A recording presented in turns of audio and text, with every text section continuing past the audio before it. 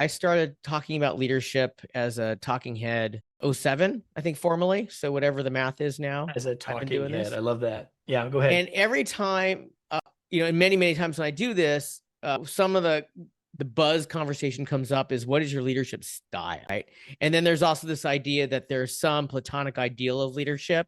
And if you, Charles, or Kevin, or anybody we're talking to, if we could just get asymptotical to that platonic ideal, then we're growing in leadership. I've heard people say something like, well, you're using too much hard power instead of too much soft power and that kind of. And what your book says, whoa, whoa, whoa, whoa. Before we talk about what's good leadership, we need to talk about what's going on, who you're working with, and what you're trying to do. And now we can talk about what does good leadership look in that case. And by the way, if you haven't gotten to that level of conversation where you're considering where you need to be flexible, then you don't yet know, I'm interpreting your work. You don't know how immature you are because you're looking for that inflexible, if you will, ideal style of leadership. Did I understand that correctly reading your work? Yeah. So here's the thing, everybody.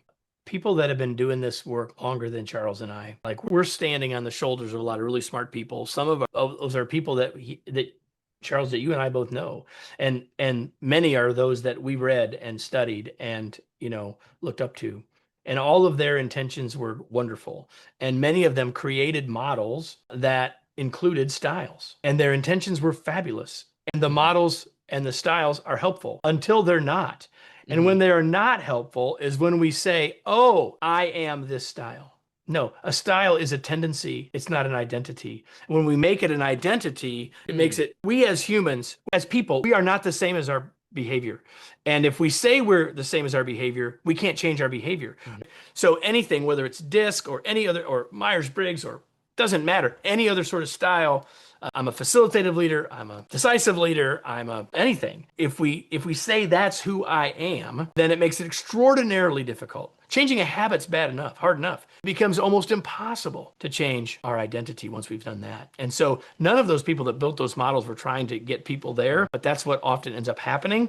We take super complex human behavior and workplace, and we simplify it to give us a model we can put our arms around.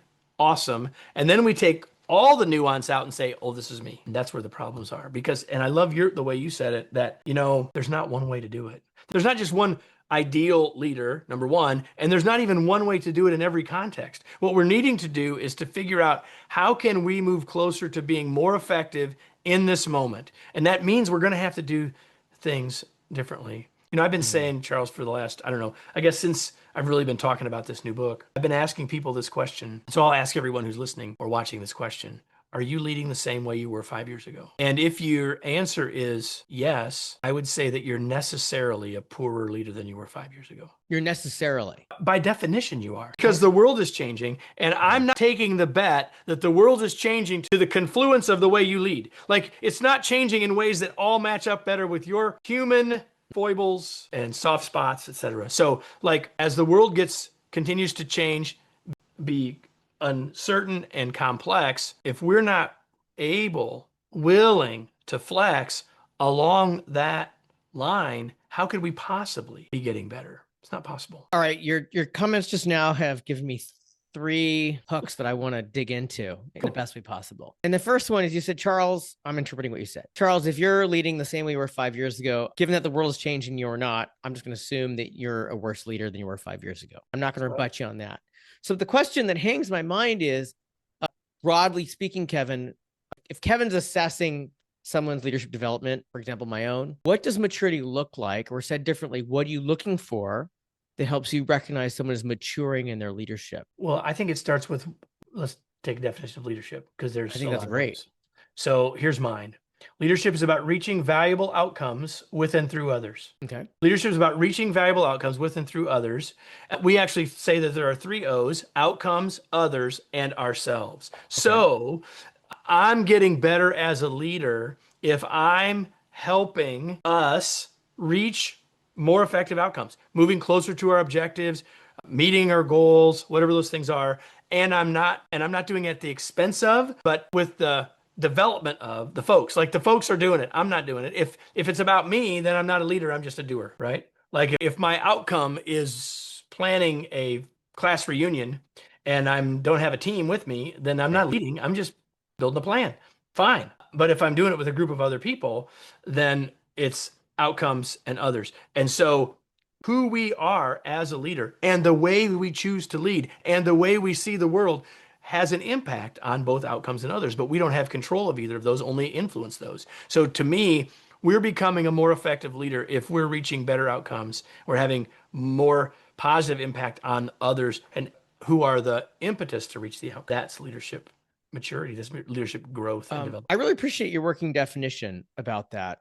And the way that you distinguish, look, there are at least three elements. And the way I'm interpreting what you said, if you're missing one of the elements, you don't understand what leadership contains, right? Yeah. And the ourselves part is important, but it's the least important. I mean, it isn't about us. Leadership's about outcomes and others. And so what we have to think about us, and this conversation is about what we're doing, how we do what we do, but it all has to be in service of the other two. Yeah. And both outcomes and others are extraordinarily complex. Yeah. So if you buy that statement, Yeah. then that means there isn't going to be a perfect way. It's not possible. There's never a perfect way for all outcomes and all people. Exactly. And I look at it this way. If we don't have control over outcomes and others, only influence, which is true, then the question is, what things can I be doing that improve the odds that we get better results? So Annie Dukes wrote the book, Thinking in Bets. It's almost like that. It's like we're thinking, like, how do I improve my odds that we get the outcomes we want and that the folks are engaged and they're supporting and moving us towards those outcomes? What do I do? And there's sometimes this tension between outcomes and others. Yeah. Right? If you're a sports fan, people will say, well, that person, is a player's coach, others, right? That person is all about the outcome versus a player's coach. That's outcomes versus others.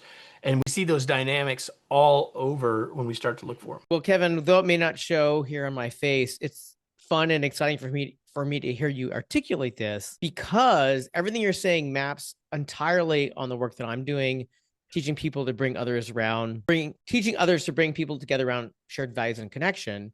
First of all, the outcome is you got to bring people together. And I don't care how popular you are or how great you look or how great the photographs are. If you're not bringing people together in ways that matter, be they nurses, war fighters, parents, or students, then that's lame. And those contexts are always different. The way you bring war fighters together better look different than the way you bring faculty together. They better. And if you think there's one way to host one people to gather, then you are creating problems.